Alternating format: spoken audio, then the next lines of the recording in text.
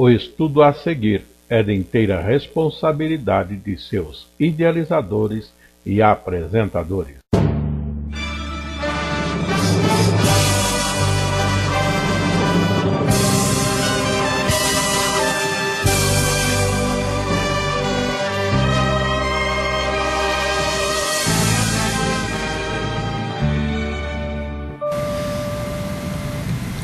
Estudos para a Escola Bíblica Dominical no primeiro trimestre do ano de 2019. Neste trimestre, nosso estudo está no tema Grandes Doutrinas da Bíblia, e este estudo é destinado às classes de jovens e de adultos na Escola Bíblica Dominical. A lição presente na sequência que temos tomado é a lição de número 11, a doutrina sobre as últimas coisas. A leitura bíblica está em 1 Coríntios, capítulo 15, os versos 19 a 26, e que podemos estar lendo neste momento. E a expressão bíblica é esta: se esperamos em Cristo só nesta vinda, ou nesta vida, somos os mais miseráveis de todos os homens. Mas agora Cristo ressuscitou dos mortos e foi feito as primícias dos que dormem. Porque assim como a morte veio por um homem, também a ressurreição dos mortos veio por um homem. Porque assim como todos morrem em Adão, assim também todos serão vivificados em Cristo. Mas cada um por sua ordem: Cristo as primícias, depois os que são de Cristo na sua vinda. Depois virá o fim, quando tiver entregado o reino a Deus, ao Pai, e quando houver aniquilado todo império e toda potestade e força, porque convém que reine até que haja posto a todos os inimigos debaixo de seus pés. Ora, o último inimigo que há de ser aniquilado é a morte. Este é o nosso texto, que de uma forma resumida já está colocando para nós as últimas coisas que estão para acontecer: a vinda de Jesus no chamado último dia, a ressurreição dos mortos e aniquilamento de toda oposição a Deus, e tudo sendo entregue ao Pai por Jesus, e o fim daquilo que não é celestial, o fim desse tempo visível e físico no qual nós estamos vivendo atualmente. Continuando na nossa lição, o texto áureo, baseado em Hebreus capítulo 9, 27 e 28, temos o texto que diz: e como aos homens está ordenado morrerem uma vez, vindo depois disso o juízo, assim também Cristo, oferecendo-se uma vez para tirar os pecados de muitos, aparecerá segunda vez, sem pecado, aos que o esperam para salvação. Hebreus capítulo 9, versos 27 e 28. O esboço da nossa lição de hoje estará correndo nos tópicos: a vinda de Cristo e o fim dos tempos. Segundo tópico, a vitória sobre a morte. E o terceiro, o fim do mundo e a glória eterna. Então, nosso desenvolvimento da lição estará nesses três tópicos. Repito mais uma vez: a vinda de Cristo e o fim dos tempos, a vitória sobre a morte e o fim do mundo e a glória eterna. Por esse ponto mesmo, observem que a nossa lição de hoje é importantíssima, traz assuntos importantes doutrinários, em que, na verdade, poder-se-ia até estudar cada um desses 3 tópicos à parte, como se fosse uma lição inteira. Mas como temos mais assuntos para distribuirmos dentro do trimestre, vamos estar nesses 3 tópicos, falando mais pontualmente, mais resumidamente, mas o principal será colocado. Muita coisa poder-se-ia dizer, muita argumentação, muitos textos bíblicos, mas vamos estar procurando resumir, colocando de forma determinada e objetiva cada parte desses assuntos. Continuando, partindo já para a introdução, consideremos, juntamente com a fé e o amor, a esperança é uma das grandes virtudes cristãs. Sem ela, o Evangelho seria uma mensagem incompleta e a cruz algo incerto. Mas o grandioso propósito de Deus para a nossa salvação implica em muito mais que apenas esta tão breve existência. E por isso somos exortados pela sua palavra a nos ancorarmos na certeza de uma vida futura, eterna e gloriosa, a ser revelada como na consumação do mundo. Então, na verdade, nosso assunto é este mesmo, doutrina das últimas coisas, falando inicialmente sobre a vinda de Cristo e o fim dos tempos, a vitória sobre a morte e depois ainda o fim do mundo e a glória eterna. Tudo isso como a grande esperança ou pontos de grande esperança de todo o povo de Deus em todo o tempo. Seguindo em frente, indo para o primeiro tópico do nosso desenvolvimento, com o título A Vinda de Cristo e o Fim dos Tempos, a vinda de Cristo e o fim dos tempos, vamos estudar esse tópico em 3 outros subtópicos que estaremos apresentando agora há pouco e na sequência. O primeiro subtópico é a esperança messiânica dos pais. Essa vinda de Cristo e mesmo o fim dos tempos era algo já esperado pelos pais. A esperança messiânica dos pais. Um segundo subtítulo, a plenitude dos tempos. Já chegou o tempo chamado do fim, a consumação dos tempos, nesta mesma situação da vinda de Cristo. E finalmente a esperança cristã. Esperança essa que já foi dos nossos pais na vinda de Jesus, na revelação do Messias, mas que de certa forma continuou existindo entre nós, porque é a promessa de uma segunda vinda, a glória, agora em glória do Pai, conforme ele mesmo disse, e trazendo a plenitude, a glória por Deus reservada para aqueles que são seus. Assim, passando ao primeiro subtítulo, a vinda de Cristo e o fim dos tempos, o subtítulo é a esperança messiânica dos pais.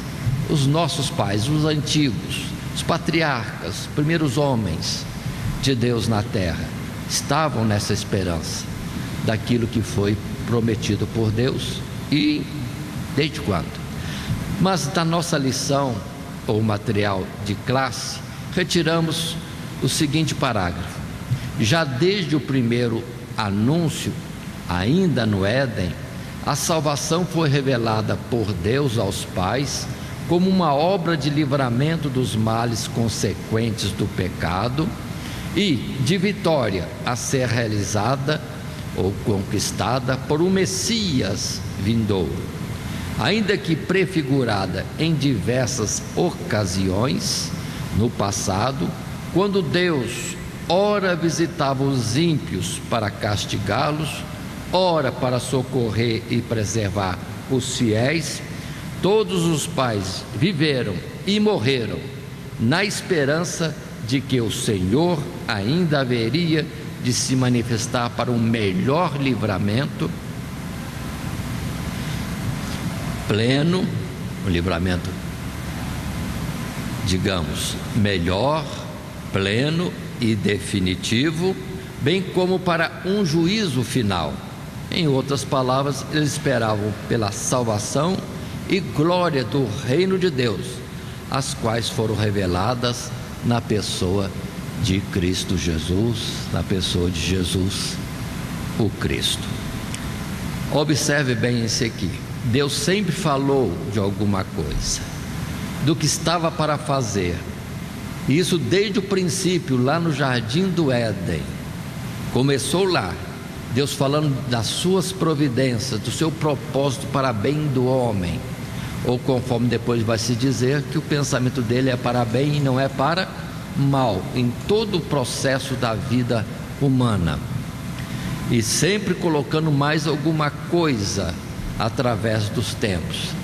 Todos do passado ficaram esperando o Messias, ainda que em meio a como algo que tateavam, estavam sempre se indagando: como, quando, de que forma. Até os profetas ficaram com essa questão continuamente, mas devagarzinho Deus ia colocando: virá o Messias, mas antes do Messias virá aquele que vai preparar o caminho do Senhor. E qual vai ser a obra do Messias? Isso também foi falado. Qual a amplitude da sua atuação? Então, os antigos tiveram informações, pouco a pouco, e que eram acrescentadas a um todo, para depois Jesus de fato vir. Então, a vinda de Cristo e o fim, a vinda de Cristo e o fim dos tempos. O tópico que nós estamos considerando inicialmente é no subitem a esperança messiânica.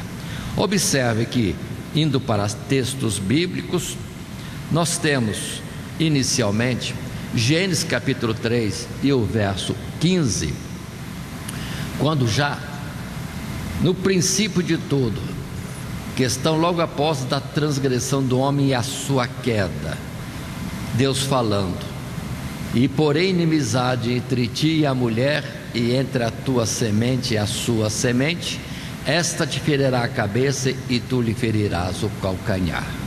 Alguém que viria da semente da mulher e traria a condenação de Satanás, a serpente ali do Jardim do Éden.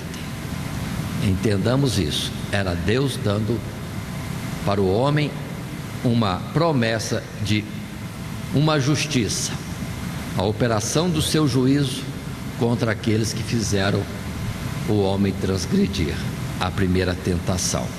Mas observem essa promessa, que depois é clareada em Isaías 49, verso 5, diz: e agora diz o Senhor, que me formou desde o ventre para seu servo, que eu lhe torne a trazer Jacó. Mas Israel não se deixou ajuntar. Contudo, aos olhos do Senhor serei glorificado, e o meu Deus será a minha força. Disse mais: pouco é que sejas o meu servo, para restaurares as tribos de Jacó e tornares a trazer os guardados de Israel. Também te dei para a luz dos gentios, para seres a minha salvação até a extremidade da terra. Palavra clara de Deus falando que haveria um servo dele que ajuntaria Jacó, não todo Jacó, porque muitos não queriam ser ajuntados, mas entretanto esse servo seria glorificado, porque Deus daria os guardados de Israel. Depois Jesus fala de ovelhas perdidas da casa de Israel, como também seria acrescentado os gentios, de uma forma geral. Então não é um gentio, uma nação, outra a mais, mas todos chamados, e numa operação de livramento, de salvação de Deus através deste servo, o Messias, o Cristo, o prometido, o ungido de Deus.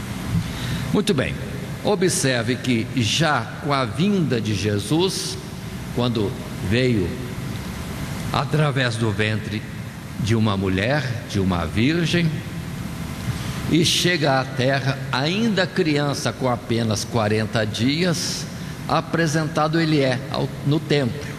E temos a história de Simeão, Lucas capítulo 2, o verso 25 e seguintes. Havia em Jerusalém um homem cujo nome era Simeão, e este homem era justo e temente a Deus, esperando a consolação de Israel. E o Espírito Santo estava sobre ele, e fora-lhe revelado pelo Espírito Santo que ele não morreria antes de ter visto o Cristo do Senhor.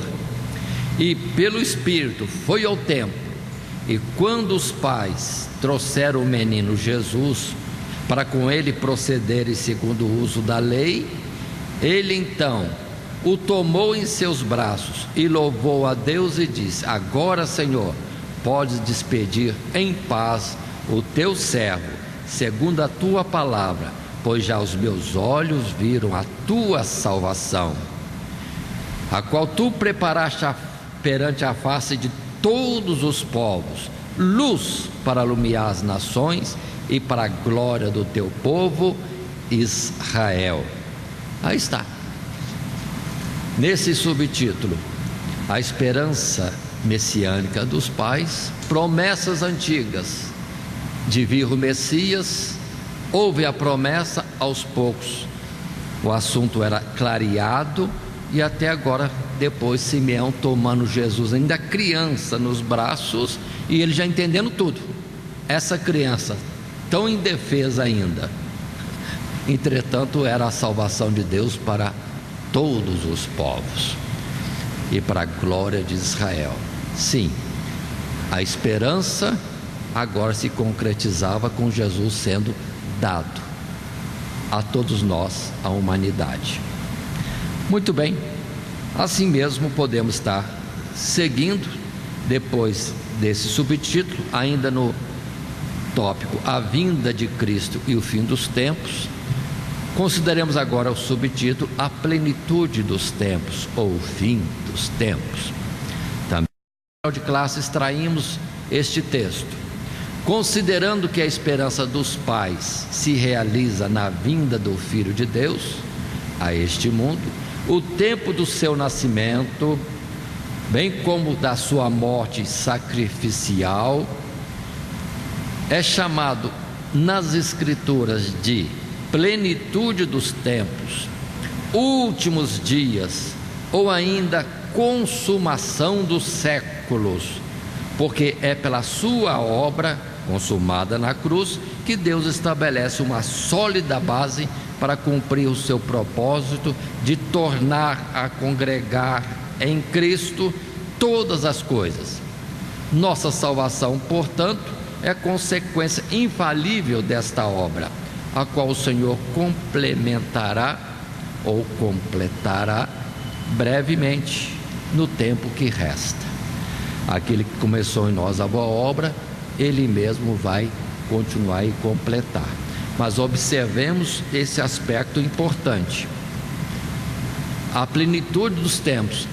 Plenitude dos tempos não está por vir, já veio, ou dentro dela estamos, melhor dizendo.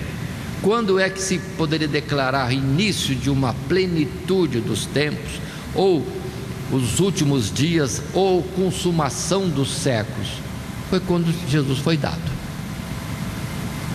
Tudo que se esperou por milênios cumpriu-se em Jesus conosco.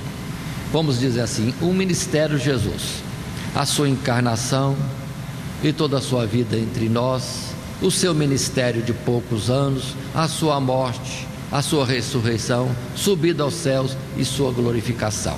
Aí está a marca do fim dos tempos. Tudo que Deus falou estava já cumprido, e agora é questão tão somente de geração após geração vindo e sendo recolhida, até que se complete o número dos salvos. Mas o processo já concluiu, agora só geração após geração chegando e tendo conhecimento do projeto de Deus e revelado Cristo Jesus, e todo aquele que crer será salvo. É um processo, vamos dizer assim, simples. Então, desde que Jesus veio e fez o seu ministério na terra, o resto é só um ciclo constante até completar o número dos salvos.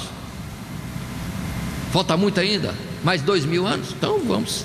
O mundo vai deslanchar aí, não sei como, nessa situação terrível que estamos vivendo, mas para Deus nada é impossível. É geração após geração até completar o número de salvos. Mas pode ser, e pelas escrituras estamos vendo que nós estamos, perdoe essa expressão, no fim do fim, para ser mais claro. Não tem mais que esperar. E quem entende dos tempos das 70 semanas, nós temos menos de 3 dias e meio. Quem entende os tempos e coloca Apocalipse na revelação dos capítulos 17 e 18, nós temos menos de 1 hora. Esse é o tempo que resta. Esse é o tempo que resta para a humanidade. É isso que a gente precisa entender e acompanhando.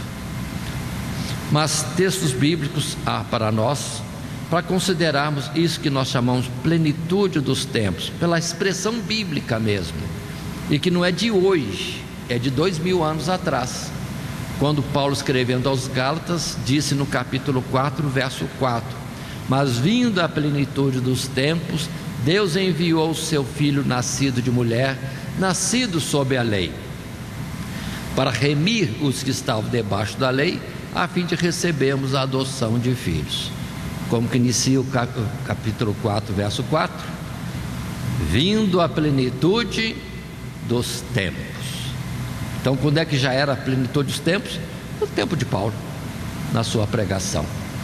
Já em Hebreus capítulo 1, verso 1, o escritor de Hebreus, no primeiro verso já diz: havendo Deus antigamente falado muitas vezes e de muitas maneiras aos pais pelos profetas, a nós falou-nos nestes últimos dias pelo Filho. Então, uma terceira colocação bíblica falando de últimos dias ou plenitude dos tempos. Em Efésios capítulo 1, versos 9 e 10, outra vez Paulo, com carta dirigida a outra igreja, dentro de um contexto diferente, Paulo coloca Deus atuando, descobrindo-nos o mistério da sua vontade, segundo o seu beneplácito, que propusera em si mesmo de tornar a congregar em Cristo todas as coisas na dispensação da plenitude dos tempos, tanto as que estão nos céus como as que estão na terra.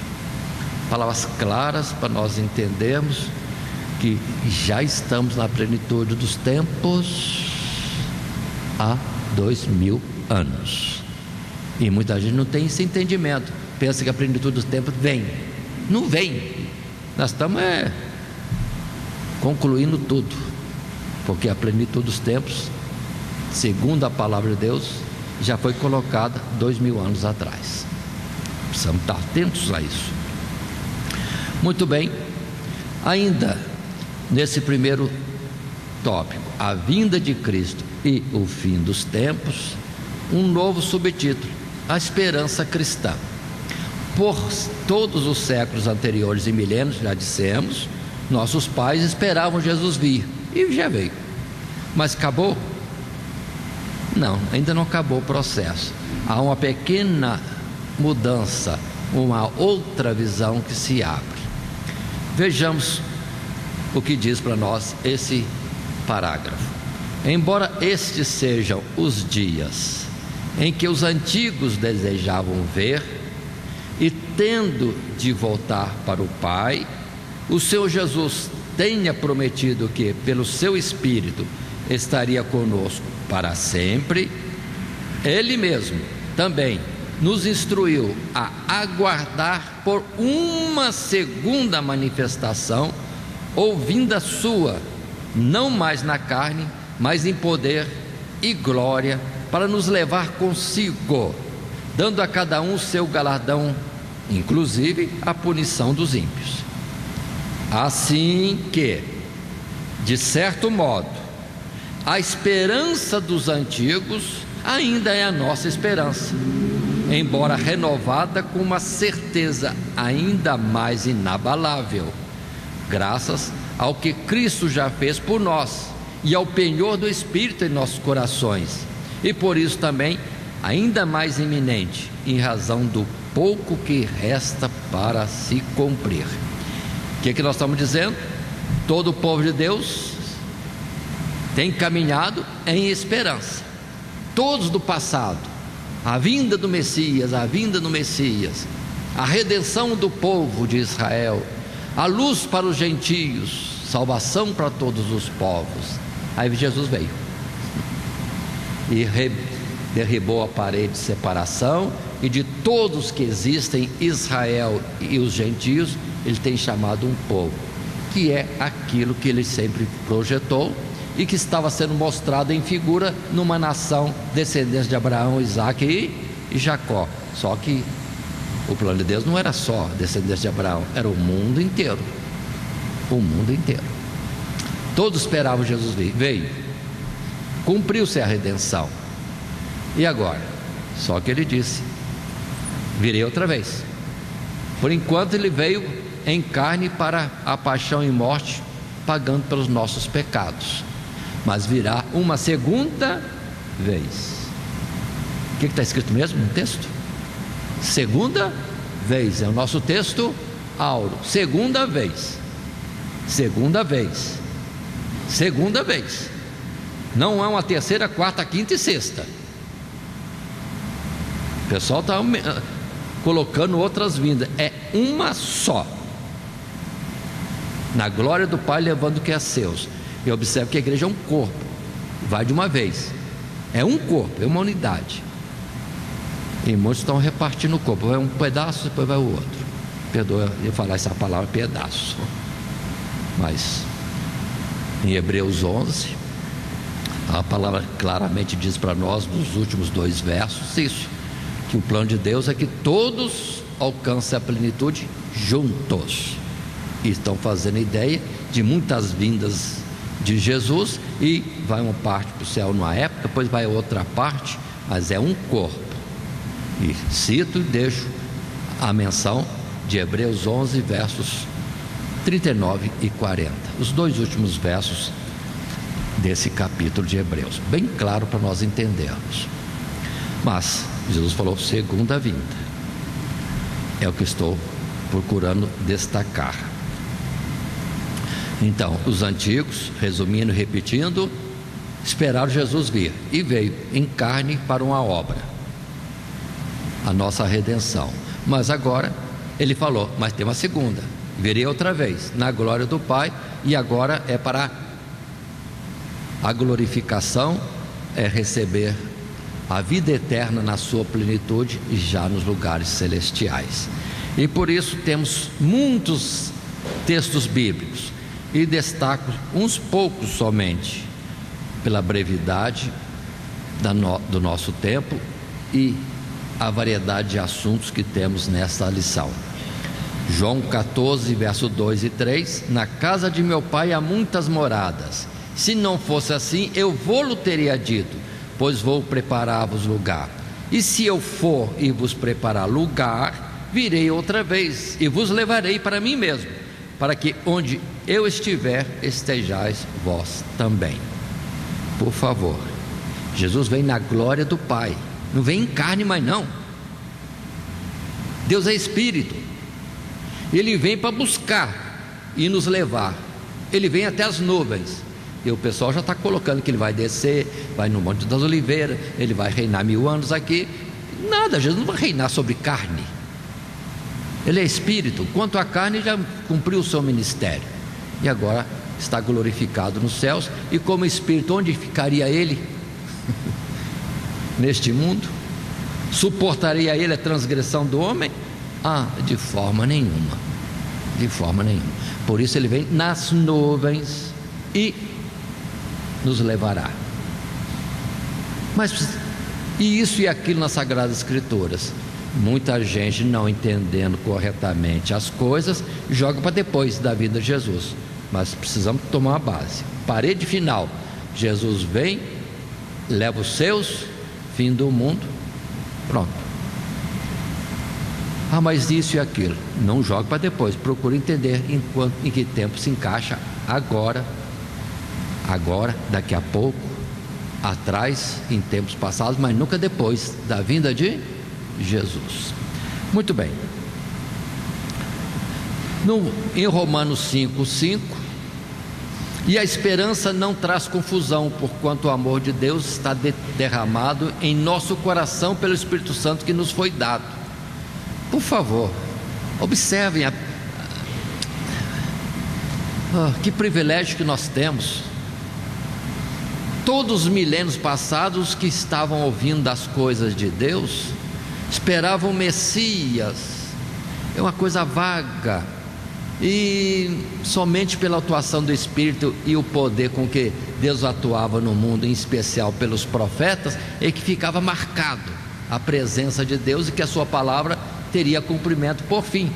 Mas agora nós, tudo aquilo que foi falado por milênios cumpriu em Jesus, e o mesmo Jesus está conosco, quando ele diz: estarei convosco até a plenitude dos tempos, nos dando do seu próprio Espírito. Com esse trunfo, certeza de que aquele que promete é fiel para cumprir, pelo que já cumpriu, é que nós podemos com muito mais firmeza esperar a segunda vinda de Cristo. Uma coisa tão simples. Se Jesus não viesse e não tivesse feito os milagres que fez, alguém ainda poderia duvidar um pouco, mas agora já cumpriu a redenção, já nos deu do seu Espírito e continua operando em nosso meio, através de cada um de nós, de uma forma mais intensa ou menos intensa, mas Deus opera em todos. Agora é só esperar Jesus vir. Essa é a certeza e o privilégio que nós temos. Tem muito mais bagagem para nos ajudar na fé do que os antigos, muito mais. Agora, por último, terceiro texto, 2 Pedro 3:9, falando nesse particular. Essa é a nossa esperança agora, da vinda de Jesus, mas a sua segunda vinda. Em 2 Pedro 3:9, leio: o Senhor não retarda a sua promessa, ainda que alguns a tenham por tardia, mas é longânimo para convosco, não querendo que alguns se percam, senão que todos venham a arrepender-se. Mas o dia do Senhor virá como ladrão de noite, no qual os céus passarão com grande estrondo, e os elementos ardendo se desfarão, e a terra e as obras que nela há se queimarão. Havendo, pois, de perecer todas estas coisas, que pessoa vos convencer em santo trato e piedade? Então, Jesus vem sim, esperemos, e temos tantas promessas conosco. Parece tardar? Parece tardar, mas aquele processo que eu disse, é um ciclo de geração vem, geração vai, até que se complete o número dos salvos. Mas ninguém vai esperar mais do que o outro, porque todos temos o mesmo período de vida, e quando somos recolhidos na morte, dormimos, não vemos o tempo passar, até que venha o despertamento na vinda de Jesus. Então o tempo não é tão extenso assim, mas um pouquinho de tempo que há de vir virá e não tardará. Muito bem, continuando ainda a nossa lição, tendo visto esse primeiro tópico, vamos para o segundo, a vitória sobre a morte. O pecado trouxe a morte, o salário do pecado é a morte. Na falha dos nossos pais, pronto, veio a morte sobre o mundo. E agora, nessas últimas coisas para estarem acontecendo, a vitória sobre a morte, ou seja, na verdade, a ressurreição de entre os mortos. Vamos observar isso no nosso tópico 2, a vitória sobre a morte, em 2 subtítulos. Um deles, o primeiro, a morte e o estado dos mortos, ainda que brevemente falamos, e a vida eterna, a ressurreição dos mortos, ou a ressurreição dos mortos e a vida eterna. Mas vejamos, dentro do nosso material de classe, um primeiro parágrafo. Como consequência da queda, a morte assinala desde então o fim inevitável desta existência. Dela não havendo retorno para este tempo presente, mas se por um lado com a morte. Tanto justos como ímpios voltam ao pó da terra e não têm consciência nem desta vida, nem de Deus. Por outro, em todo o tempo, os fiéis nutriram a esperança de que esse estado seria transitório e que Deus os traria de volta à vida. Afinal, a salvação implica em livramento da morte, o último inimigo a ser vencido. E Deus é Deus de vivos, não de mortos. Afirmação de Jesus em Lucas capítulo 20, versos 37 e 38. À luz do Evangelho, tal esperança é corroborada, confirmada pela ressurreição do próprio Cristo, como as primícias dos que dormem, e a morte dos fiéis é comparada a um sono ou descanso, do qual Deus os despertará naquele dia para receberem o seu galardão. Muito bem, nosso tópico 2, a vitória sobre a morte. Primeiro subtítulo, a morte e o estado dos mortos. Esse subtítulo por si mesmo dá uma lição inteira. Mas vamos considerar, estamos estudando as grandes doutrinas e a doutrina das últimas coisas. Mas se estivéssemos estudando como tópico maior as últimas coisas, aí nós entraríamos mais detalhadamente e mais abertamente, com muitos subtítulos, nesse assunto de últimas coisas, ou, digamos assim, os últimos acontecimentos, mas que requer muitas informações. Por isso vamos falar breveadamente a morte e o estado dos mortos. E já temos colocado nesse parágrafo: se morre, morto está, e não tem parte em mais nada, até que haja ressurreição, logicamente. Mas precisamos estar atentos. Quanto grupo cristão por aí dizendo que morre, aí manda cada um para o endereço, conforme a instituição religiosa, manda o morto para limbo, para purgatório, para inferno, para seio de Abraão, para paraíso, para... Cada um coloca um lugar. Mas tudo isso não entendendo, são formas figuradas da palavra de Deus falar. Na verdade, todos vão ao pó, aguardando a ressurreição. Enquanto Jesus não voltar, ninguém se levanta da sepultura, ninguém subiu ao céu, senão aquele que primeiramente desceu do céu, Jesus Cristo, o Filho do homem. Portanto, não podemos perder essas colocações bíblicas que vão fechando e deixando o assunto já marcado e limitado no que é a verdade, e não deixando brechas para outras visualizações ou até mesmo ficções. Não podemos deixar isso se estender. Mas uns poucos versos podem nos falar disto. Primeiramente, a respeito de morte e não ter participação em nada. Jó, por exemplo, no capítulo 7, verso 7, ele diz: lembra-te de que a minha vida é como o vento, os meus olhos não tornarão a ver o bem, os olhos dos que agora veem não me verão mais, os teus olhos estarão sobre mim, mas não serei mais, ou não existirei mais. 9. Tal como a nuvem se desfaz e passa, aquele que desce à sepultura nunca tornará a subir, nunca mais tornará a sua casa, nem o seu lugar jamais o conhecerá. Palavras de Jó. E quão antigo é Jó? Palavras essas que combinam com o que Salomão depois vai estar dizendo com respeito a este texto. Essa forma de Jó falar, nós temos a palavra de Deus falando nos Salmos, ou por Salomão, que somos como um vapor que logo se extingue, ou fala como nós somos como erva, e a nossa glória é como a flor da erva, seca-se a flor Ou seca-se a erva, murcha a sua flor. Pronto, e para nada serve, senão ser queimado ou virar pó, que é a realidade. Por isso, Eclesiastes 9:6, agora Salomão dizendo no verso 6 e depois verso 10, 2 versos: até o seu amor, o seu ódio e a sua inveja já pereceram, e já não tem parte alguma neste século em coisa alguma do que se faz debaixo do sol.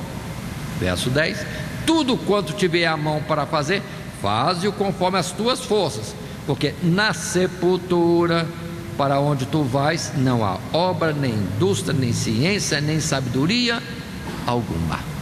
Palavras claras, e outras muitas poderiam ser colocadas. Desce ao pó, tu és pó, e ao pó tornarás, ponto. É o que Deus falou. Então tudo aquilo que nesse meio falam aí, devagar por aqui, ou de ir para tal lugar, ou tal lugar, tudo isso é desconhecimento ou desvio da verdade. Precisamos estar atentos. Morreu, vai para o pó, mas não vem mais nada depois? Vem a ressurreição dos mortos.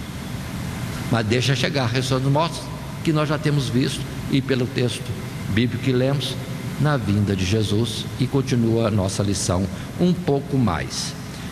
Mas ainda nesse subtítulo, quando se trata a morte e o estado dos mortos, se por um lado tem essa verdade, o pó fica no pó. Isaías, no seu capítulo 26 e verso 9, 19, a palavra diz para nós bem claro: os teus mortos, olha como Isaías fala claro, os teus mortos viverão, os teus mortos ressuscitarão. Despertai e exultai, vós que habitais no pó, porque o teu orvalho, ó Deus, será como o orvalho das ervas, e a terra lançará de si os mortos. Vai, pois, povo meu, entra nos teus quartos, na cova, na sepultura, e fecha as tuas portas sobre ti. Esconde-te só por um momento, até que passe a ira. Olha que Isaías está claro. Agora, não combina com muitas instituições religiosas que falam muita coisa. Dos que morreram está em outro algum lugar, mas a palavra diz bem claro: os mortos viverão, mas por enquanto estão mortos. Os mortos estarão, mas por enquanto estão mortos. Despertai e exultai, vós que habitais no pó, porque a terra lançará de si os mortos. Mas por enquanto fica quietinho aí no pó, na sepultura, no seu quartinho longo, para longo tempo, até que passe a ira. Então tudo quanto Deus tem que fazer no mundo, os dias maus passarem, aí então depois virá a ressurreição no chamado último dia. Essa palavra é tão clara, tão clara. Ainda em Tessalonicenses capítulo 4 verso 13: não quero, porém, irmãos, que sejais ignorantes acerca dos que já dormem, para que não vos entristeçais como os demais que não têm esperança. Porque se cremos que Jesus morreu e ressuscitou, assim também aos que em Jesus dormem, Deus os tornará a trazer com Ele. É na vinda dele. Então, claro, onde estão os mortos? Na sepultura. O lugar de morto é na sepultura. Segundo Timóteo capítulo 4 verso 7, aí Paulo diz da sua esperança: combati o bom combate, acabei a carreira, guardei a fé. Desde agora a coroa da justiça me está guardada, a qual o Senhor justo juiz me dará naquele dia, e não somente a mim, mas também a todos que amarem a sua vinda. E quanta gente está colocando Paulo lá no céu e fazendo igreja para Paulo, e chama Paulo para resolver os problemas deles.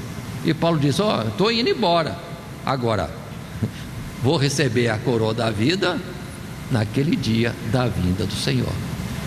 Então a palavra é clara. Quantos desvios? É falta de conhecimento das Sagradas Escrituras. E que Jesus disse: errais por não conhecerdes as Escrituras. Hoje em dia as pessoas gostam de ler livros e de ver a internet, mas a palavra de Deus está aqui, e foi para ela que Jesus nos conduziu, e todos os profetas também falaram. como palavra de Deus, que deveria ser estudada continuamente. Mas passemos em frente, ainda nesse tópico, a vitória sobre a morte, a vida eterna e a ressurreição dos mortos. Ou é ressurreição dos mortos e vida eterna? Digo para os irmãos, indiferente, porque aqueles que estão em Cristo Jesus já têm a vida eterna. Então a ressurreição do pó, a saída do pó da morte é depois. Mas se alguém quer ver no outro sentido, vai ter a ressurreição dos mortos e desfrutar da vida eterna. Então, de uma forma ou de outra, as duas colocações estão corretas. Só analisar adequadamente o que está sendo dito. E o texto para nós, nesse subtítulo, a vida eterna e a ressurreição dos mortos, diz assim: em Cristo, a esperança do povo de Deus acerca da ressurreição dos mortos, além de ser confirmada, torna-se um dos grandes eventos a se realizar na sua vinda. De fato, hoje já é o tempo que os mortos estão ouvindo a voz do Filho de Deus, e ouvindo estão vivendo para Deus, pelo Evangelho. Contudo, a plenitude dessa vida ainda há de se manifestar no último dia, por uma vivificação dos próprios corpos dos crentes, seja dos que estiverem vivos na ocasião, seja dos que já tiverem dormido ou descido ao pó. Esta ressurreição eliminará os últimos vestígios da corrupção, vergonha e mortalidade em uma vitória final sobre a morte, tornando-nos aptos para desfrutarmos da glória celestial. Então, uma sequência natural, temos a nossa vida. Um dia Deus fala conosco, nos chama para o Evangelho em Cristo Jesus e a salvação e a vida eterna. Se cremos, pronto, já recebemos vida eterna, a adoção de filhos de Deus. Mas no processo, vivendo ainda na carne, temos que guardar a fidelidade a Deus. Vamos morrer nessa vida carnal, termina aqui, vai para o pó aquilo que foi o nosso corpo. Nossa vida está escondida em Deus e será trazida à tona no último dia com a ressurreição de entre os mortos, para nós desfrutarmos a plenitude da vida que já temos aqui em Cristo Jesus. Esse é o processo, em outras palavras. Vendo alguns textos bíblicos que são importantes nós considerarmos, de tantos existentes nas Escrituras, escolhi somente 2. João capítulo 11, verso 25, disse-lhe Jesus para Marta: eu sou a ressurreição e a vida. Quem crê em mim, ainda que esteja morto, viverá. É a promessa de que haverá uma vida depois. Mas Jesus fala ainda: e todo aquele que vive e crê em mim nunca morrerá. Crês tu isto? Aqui Jesus deu um detalhe mais forte.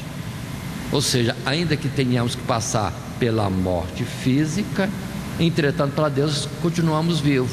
Ele não vê em nós morte, Ele vê em nós dormir, que para Ele estamos vivos. Assim, além desta palavra, desse texto, Coríntios 15, verso 50, na verdade até o fim desse capítulo, mas colocamos até o verso 54. E agora, texto bíblico: digo isto, irmãos, que carne e sangue não podem herdar o reino de Deus, nem a corrupção herda a incorrupção. Eis aqui vos digo um mistério: na verdade, nem todos dormiremos, mas todos seremos transformados, no momento, no abrir e fechar de olhos, ante a última trombeta, porque a trombeta soará, e os mortos ressuscitarão incorruptíveis, e nós seremos transformados.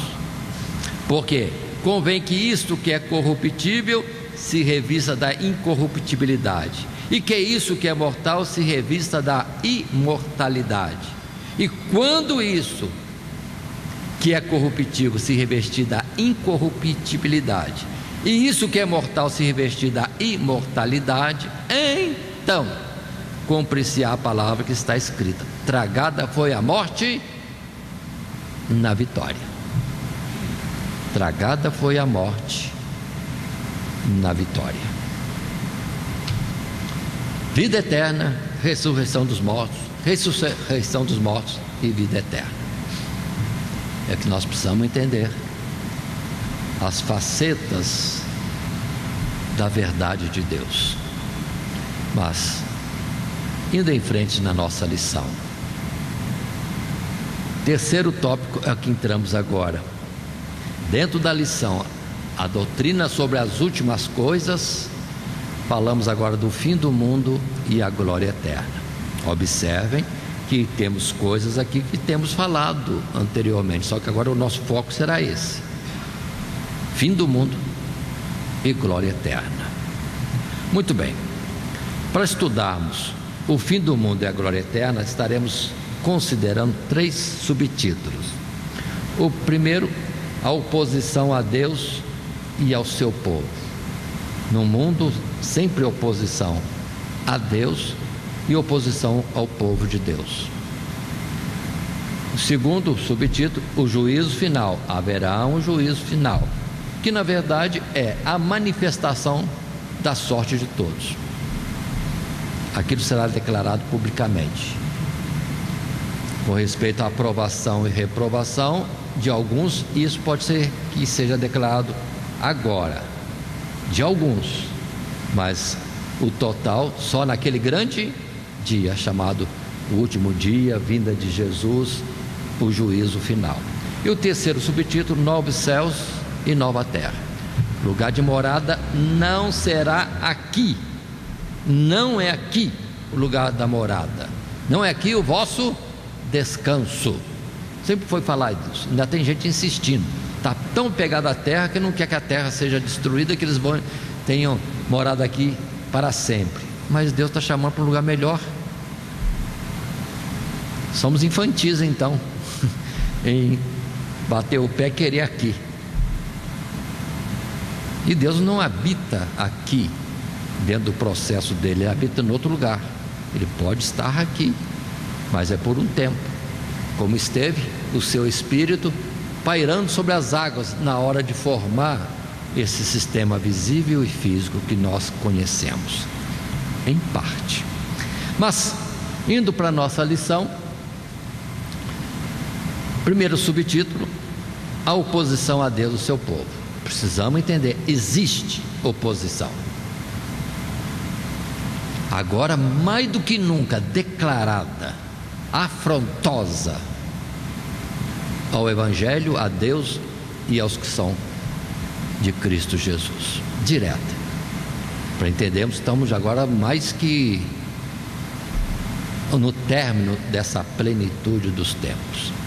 Mas lendo o nosso parágrafo, nesse subtítulo, a vida do povo de Deus na terra tem sido sempre marcada por constante tribulação, angústias e sofrimentos causados pela luta interior contra o pecado e afrontas de um mundo que aborrece a verdade, além dos ardis e da fúria de hostes espirituais da maldade, que batalham ferozmente para destruir nossas almas. Na plenitude dos tempos em que vivemos, essa oposição é notoriamente mais intensa. Todas as forças contrárias a Deus se orquestrando sob o comando de Satanás, como que em um assalto final contra os santos. Contudo, o desfecho dessa batalha se dará no último dia, na vinda de Cristo, com a destruição de todo o sistema deste mundo, dos homens ímpios, do próprio mundo que agora existe, e de Satanás com seus anjos, com seus seguidores, isso já em ordem celestial. Esta é a verdade que precisamos estar atentos. Deus é luz, quem não quer ficar com Deus é trevas, e os dois não se combinam de forma alguma. Mas, tendo colocado isto que entendemos que está bem claro, e para destacar que à medida que chegamos ao fim a luta é mais forte, intensa, basta aquela palavra que Jesus disse: as trevas que viriam, e a situação de que se Ele não abreviasse os tempos, nenhuma carne se salvaria. Compreendamos isso, ou seja, a coisa vai ficando tão apertada que Jesus vai ter que interferir em nosso favor, porque nenhuma carne seria salva. E na verdade a ideia de que vai faltando a luz e as trevas vão ficando mais densas. E quão densas serão essas trevas últimas? Vocês estão vendo aí no dia a dia as multidões declaradamente contra Deus, blasfemando de Deus publicamente. Se eu fosse Deus, já tinha fulminado tudo. Ainda bem que eu não sou Deus e não sou mesmo, né? Só para a gente entender o quanto Deus suporta, o quanto Deus tolera, porque em verdade, na sua justiça, própria justiça, Ele considera, não sabem o que fazem. Não sabem o que fazem. Seria como crianças que afrontam o adulto, e o adulto faz o quê? Criança não sabe o que faz, mas a correção deverá vir de uma forma e outra, mas nunca de um adulto espancar um outro porque errou. Tem que usar, tem idade para entender, tem idade para ser confrontado fisicamente pela lei, sentença de um juiz. Então são coisas e coisas. Muito bem, textos bíblicos que nos falam disto, ou seja, a oposição a Deus e ao seu povo. Efésios capítulo 6, verso 11 e 12. Sabemos desse texto tão comentado: revestivos de toda a armadura de Deus, para que possais estar firmes contra as astutas ciladas do diabo, porque não temos que lutar contra carne e sangue, mas sim contra os principados, contra as potestades, contra os príncipes das trevas deste século, contra as hostes espirituais da maldade nos lugares celestiais. Então Paulo fala claramente: há uma luta em nível espiritual. Apocalipse 12, verso 17: e o dragão irou-se contra a mulher, que é a igreja, e foi fazer guerra ao resto da sua semente, os que guardam os mandamentos de Deus e têm o testemunho de Jesus Cristo. Apocalipse fala bem claro: o dragão, Satanás, investindo fortemente contra a igreja. Mas um detalhe: contra a igreja ele não consegue praticamente nada, mas entretanto ele fica rodeando, pegando aqueles que estão um pouquinho afastados do rebanho. É a palavra que Pedro disse: o diabo está ao derredor, procurando a quem possa tragar. Contra a igreja no todo não consegue. As portas do inferno não prevalecerão contra a igreja. Jesus já falou. Mas investe contra um, contra outro. É onde, quando vemos alguém em alguma situação imprópria, é pedir misericórdia de Deus. Ou seria o rebanho dar de um jeito de trazer de volta esse desgarrado para o meio, porque no meio não há leão que ataque, não há leão que ataque. Por isso, na lição anterior já vimos: não deixar a nossa congregação, como é costume de alguns, de forma bem clara, simples da palavra dizer. Mas continua no Apocalipse 16, verso 12 e versos seguintes: e o sexto anjo derramou a sua taça sobre o grande rio Eufrates. E continua a palavra, verso 13: e da boca do dragão e da boca da besta e da boca do falso profeta saírem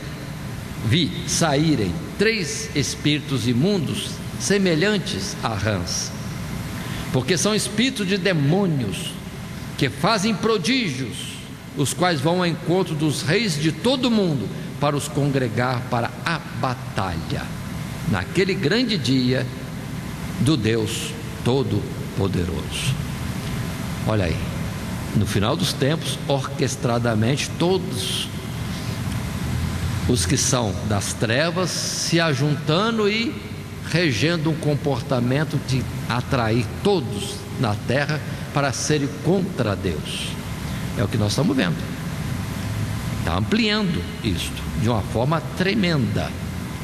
Precisamos estar conhecendo, alertas e alertando outros. Mas se existe toda essa oposição, entretanto a vitória certamente é de Cristo Jesus.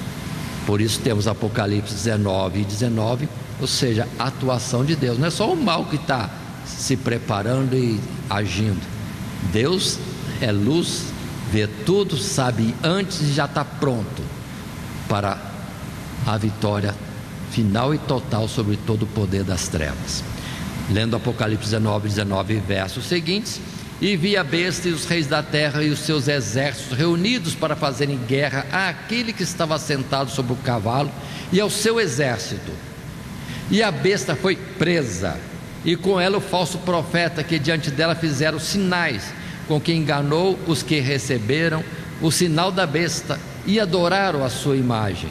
Estes dois foram lançados vivos no ardente lago de fogo e de enxofre, e os demais foram mortos com a espada que saía da boca do que estava assentado sobre o cavalo. Ou seja, se existe ao lado das trevas um monte de monstros e de tudo aquilo que é vil para ajuntar toda a nação, toda a humanidade contra Deus, Deus tem os seus, um exército perfeito, disciplinado, justo e poderoso para atuar quando precisar. E tudo isso vai ser lançado no lago de fogo e de enxofre. É o fim disso tudo, dos oponentes a Deus. Mateus 25, 41: então dirá também aos que estiverem à sua esquerda: apartai-vos de mim, malditos, para o fogo eterno, preparado para o diabo e seus anjos. Isso está determinado. Em 2 Pedro 3 e 7, verso seguinte, o verso 10 depois: mas os céus e a terra que agora existem, por favor, observem isto, mas os céus e a terra que agora existem, pela mesma palavra, se reservam como tesouro e se guardam para o fogo, até o dia do juízo e da perdição dos homens ímpios. Verso 10: mas o dia do Senhor virá como ladrão de noite, no qual os céus passarão com grande estrondo, e os elementos ardendo se desfarão, e a terra e as obras que nela há se queimarão. Está bem claro isso aqui, ainda que não é o assunto direto nosso, mas já está falando dentro desse subtítulo: a oposição a Deus e ao seu povo, e tudo aquilo que é contrário sendo destruído, e o lugar da sua habitação também desfeito. Os homens contrários a Deus serão destruídos e o lugar de sua habitação. Muito bem, com isso podemos avançar mais um pouco no tópico 3, o fim do mundo e a glória eterna, o juízo final, que já temos falado, mas destacamos outra vez. Observando esse tópico, desse subtítulo juízo final, todo o período que se inicia com a vinda de Cristo é anunciado e descrito na palavra como um tempo de juízo, em que os homens estão sendo separados, os que creem para a vida e os incrédulos para o castigo eterno.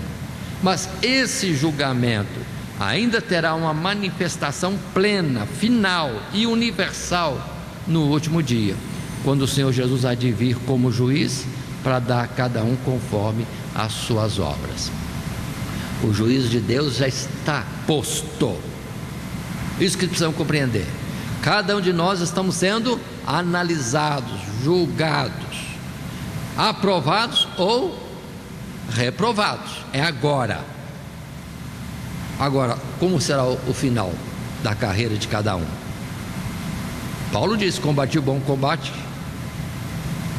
acabei a carreira, guardei a fé. Nós temos combatido um bom combate, precisamos até o fim guardar a fé. Isso nós precisamos entender. O juízo já está implantado. Quando terminamos nossa existência, Deus já sabe, aprovado ou reprovado. Só que está oculto. Mas nesse chamado dia da vinda de Cristo, o juízo final é a apresentação de todo o processo de Deus, tudo revelado, nada mais oculto. Jesus chegou a dizer: toda palavra dita será apresentada naquele dia. Então, tudo claro, nada escuro. A luz será plena, revelando tudo para todos. Ou simplesmente juízo final, a manifestação da sorte de cada um e de todo. E dentro das Sagradas Escrituras nós temos passagem como 2 Coríntios capítulo 5, verso 10: porque todos devemos comparecer ante o tribunal de Cristo, para que cada um receba segundo o que tiver feito por meio do corpo, ou bem ou mal. E Apocalipse capítulo 20, verso 10 e versos seguintes: e o diabo que os enganava foi lançado no lago de fogo e enxofre, onde está a besta e o falso profeta, e de dia e de noite serão atormentados para todo sempre. E vi um grande trono branco e o que estava sentado sobre ele, de cuja presença fugiu a terra e o céu, e não se achou lugar para eles. Céu e terra desaparecerão. Verso 12: e vi os mortos, grandes e pequenos, que estavam diante do trono, e abriram-se os livros, e abriu-se outro livro, que é o da vida, e os mortos foram julgados pelas coisas que estavam escritas nos livros, segundo as suas obras. E deu o mar os mortos que nele havia, e a morte e o inferno deram os mortos que neles havia, e foram julgados cada um segundo as suas obras. E a morte e o inferno foram lançados no lago de fogo. Esta é a segunda morte. E aquele que não foi achado escrito no livro da vida foi lançado no lago de fogo. Esse é o juízo final, manifestação da sorte de cada um. E finalmente, nesse terceiro tópico, o fim do mundo e a glória eterna, o terceiro e último subtítulo que colocamos: novos céus e nova terra. As Escrituras tanto nos revelam que os céus e a terra que agora existem passarão quando da consumação dos séculos, como também nos orientam a aguardar novos céus e nova terra em que habita a justiça. Palavras de Pedro na segunda carta, capítulo 3, verso 13. Em outras palavras, a plenitude do reino dos céus, preparada para os fiéis desde a fundação do mundo e a ser manifestada naquele grande dia, deverá ser desfrutada em uma habitação inteiramente nova, celestial e eterna, perfeitamente apta para uma comunhão gloriosa e imaculada entre Deus e os salvos. Novos céus e nova terra. Precisamos falar, são expressões da pobreza da nossa linguagem. Novos céus, nova terra, não precisa entender que está sendo feito lá no céu, está em ritmo de obras, canteiros de obra para todo lado, construindo rapidamente, porque Jesus está com pressa de buscar a igreja. Não, Jesus já disse: na casa do meu pai há muitas moradas. E aqui a palavra do texto bíblico que nós vamos possivelmente estar considerando é: o reino que vos está preparado desde a fundação do mundo. Para nós será novo, muito novo, mas já existe, já está preparado, e na verdade complementa-se com a nossa chegada. Aí ficou perfeito inteiro. Espero que irmãos tenham entendido essa forma simples de estarmos assim colocando. Mas novos céus, nova terra. Desde a fundação do mundo já está pronto. Na casa de meu pai há muitas moradas. Esses 2 versos já são suficientes. Mas, observando as escrituras, por causa da nossa fragilidade, essa ideia de nova. Apocalipse 21, verso 1: e vi um novo céu e a nova terra. O primeiro céu e a primeira terra passaram e o mar já não existe. E eu, João, vi a santa cidade, a nova Jerusalém, que de Deus descia do céu, adereçada como uma esposa ataviada para o seu marido. E ouvi uma grande voz do céu que dizia: eis aqui o tabernáculo de Deus com os homens, pois com eles habitará, e eles serão o seu povo, e o mesmo Deus estará com eles e será o seu Deus. Ou seja, não vai ter ninguém morando em uma terra separada aqui, não, ou outra que Deus fizesse aqui, não. É lá onde Deus habita, é para onde nós estamos indo. Isso que precisamos compreender. Deus já habita no céu, num alto e sublime lugar, e nós vamos para lá. Isso que precisamos entender. Apocalipse 22, verso 3 e seguintes: e ali nunca mais haverá maldição contra alguém, e nela estará o trono de Deus e do Cordeiro, e seus servos o servirão, e verão o seu rosto, e na sua testa estará o seu nome. E ali não haverá mais noite, e não necessitarão de lâmpada nem de luz do sol, porque o Senhor Deus os alumia, e reinarão para todo o sempre. Aí está essa colocação: novos céus e a nova terra, nesse nosso título, a vinda de Cristo e o fim dos tempos, e o fim do mundo e a glória eterna. Dando sequência, queremos concluir este assunto apenas dizendo que a nossa esperança possa se fortalecer sobre a consideração da doutrina das últimas coisas, para que não desfaleçamos ante as limitações e dificuldades desta vida, nem criemos vãs esperanças sobre os bens de que desfrutamos no presente.